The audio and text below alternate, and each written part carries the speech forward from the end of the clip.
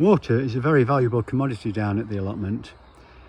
I hear some people who are on allotments and they've got taps and they've got hose pipes, and I hear these stories. They went down and watered for 5 hours with a hose pipe, and I'm thinking to myself, what a waste of water. Did they really need 5 hours?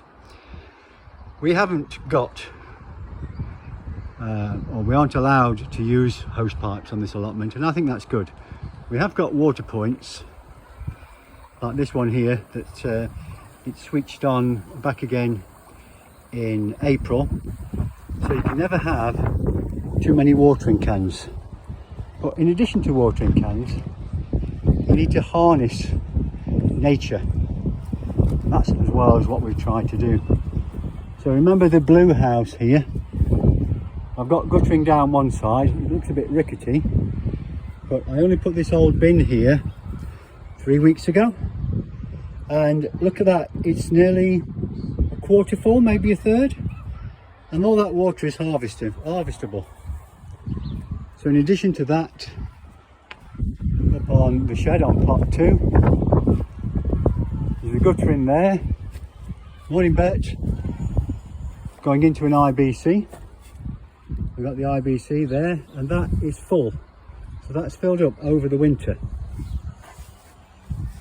But in addition to that, Mark, who used to have this plot, was very good with his water butts.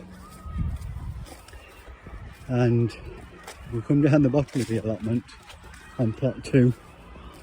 You'll see he's actually buried a lot of plastic containers. And that's one that we've been using for watering before the water came back on in April after the frost. But look at all these here. They are all full of water, and he's actually dug those down into the ground to make it easier to get the water out. So old dustbins, old water butts, old barrels, anything, you can use them. And that just shows why it's so important to harness nature. Would you really want to come down and spend 5 hours with a hose pipe watering your allotment? Now, you could do that at home, watering the garden, watering the lawns. Now let's do something more constructive with water. Let's preserve it. I've just noticed while we're down here, and it's going off the subject of water, but look at the rhubarb. We must have had 5 lots of rhubarb off there already, and it's still doing well. So coming back to the main point, catch water. These butts here, when it's rained over the winter, that's what's filled them up, nothing else. You put a bucket out in your garden at home, how long does it take to actually fill it with water? When we have some rain like we have had, I think that's good.